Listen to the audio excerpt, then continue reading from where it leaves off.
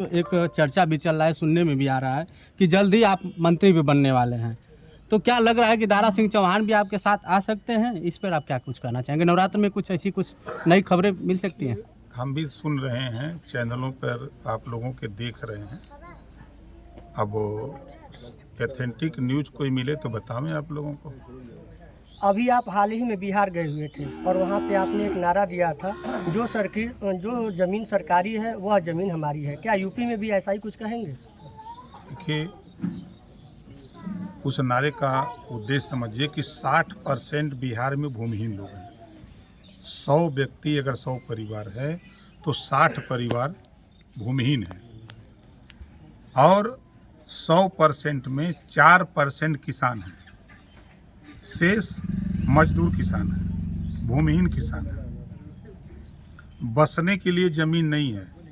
सरकारी ज़मीनों पर बड़े बड़े जमींदारों का कब्जा है।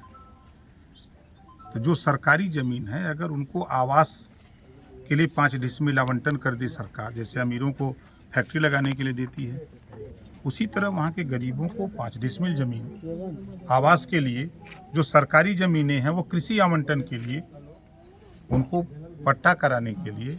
गरीब अशिक्षित है, वहाँ सबसे ज़्यादा, आप भी समझ रहे हैं, पूरा देश जानता है कि सबसे ज़्यादा शिक्षा बिहार में है, लेकिन वहीं सबसे ज़्यादा IAS और IPS भी बिहार में पैदा होते हैं।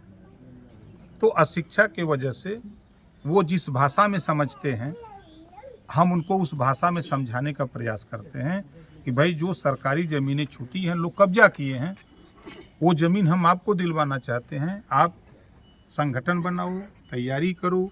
आने वाले दिनों में जब 25 का चुनाव होगा विधानसभा का, आप 10 MLA पैदा करके वहाँ भेजो और वो लड़ करके ये कानून बनवाने का प्रयास करेंगे। अच्छा मंत्री जी, देखा जाए तो इंडिया गठबंधन का दावा चल रहा है कि जो चुनाव 5 राज्यों में होने वाला है, वहाँ NDA गठबंधन की ज़बरदस्त हार हो सकती है और 2024 के लोकसभा चुनाव में भाजपा के जो सहयोगी दल हैं वो साथ भी उनका छोड़ सकते हैं। तो ऐसे में क्या लगता है, आप जो इंडिया का जो का नाम है, उससे आप कितना सहमत हैं?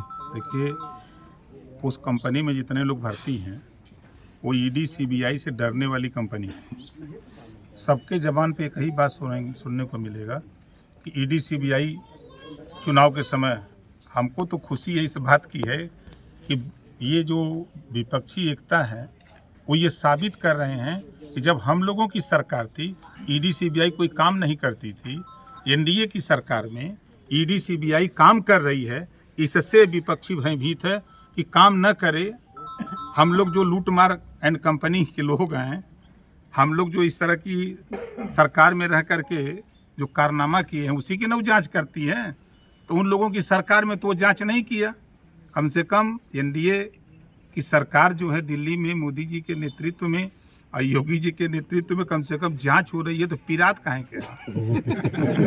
अच्छा, देखा जाए मंत्री जी, तो आप ही के पार्टी के विधायक हैं अब्बास अंसारी जी। उनके परिवार पे ऊपर एक व्यापारी अबू बकर जी हैं, उन्होंने प्रॉपर्टी जबरदस्ती लिखवाने का एक अदालत में जमानत याचिका जो है खारिज कर दी गई है अब्बास अंसारी की। क्या कुछ कहेंगे उनके जमानत को लेकर? अब वो इतना अदालत में, हम वकील तो है नहीं कि हम उसको विधायक जी, अभी आप गए हुए थे जहाँ पे लेटेस्ट हुआ, जो वहाँ चक्कापील में, चक्कापील गाँव। विधायक जी, अभी आप देवरिया गए हुए थे लेटेस्ट में, फतेहपुर, और कहे तो वहाँ पे आप पीड़ितों के परिजन से भी मिले, लेकिन अब चर्चा है कि बुलडोजर की कार्रवाई की जाएगी। इस पर क्या कहेंगे? सबसे ज़्यादा चर्चा तो आप ही लोग करते हो बुलडोजर की। देखो, ऐसी कोई बात नहीं है। देश कानून से चल रहा है, कानून के दायरे में सारी चीज़ें हो रही हैं। मैं फिर दोहरा रहा हूँ कि दोनों पक्षों से मैं मिला हूँ, दोनों पक्षों को आश्वासन दिया हूँ कि किसी के साथ अन्याय नहीं होगा। जो न्याय होगा, जांच हो रही है। जो पूर्व में जिन लोगों ने दोषी काम नहीं किया, दोषी पाए गए, 15 पूर्व और वर्तमान SDM, SO, SHO, CO सब सस्पेंड हो गए। इसको अभी परसों नरसों एक और सज्जन सस्पेंड हुए, 16 लोग हो गए। तो सरकार कटिबद्ध है न्याय देने के लिए। दोनों पक्षों की जांच हो रही है। जो क्षण के आएगा वो कार्रवाई होगी। देखा जाए मंत्री जी, जो भाजपा के ही सांसद ब्रजभूषण सिंह ने आरोप लगाया है सरकार के ऊपर कि जो सरकार की बुलडोजर नीति है वह कहीं ना कहीं गलत है, और इस तरह यह बुलडोज किसी मकान बनाने में कितना समय लगता है, कितने मेहनतें करनी पड़ती है, तो बुलडोजर नीति को उन्होंने इस तरह का सवाल किया है सरकार से। क्या कुछ कहेंगे आप? देखिए, आप लोग उनके बयान का बाल का खाल निकाल रहे हैं उनके बयान को पढ़िए, सुनिए जरा। देखिए, यही होता है ना कि आप लोग ऐसे मास्टरमाइंड हो भाई कि बाल का खाल निकाल देते हो। धन्यवाद।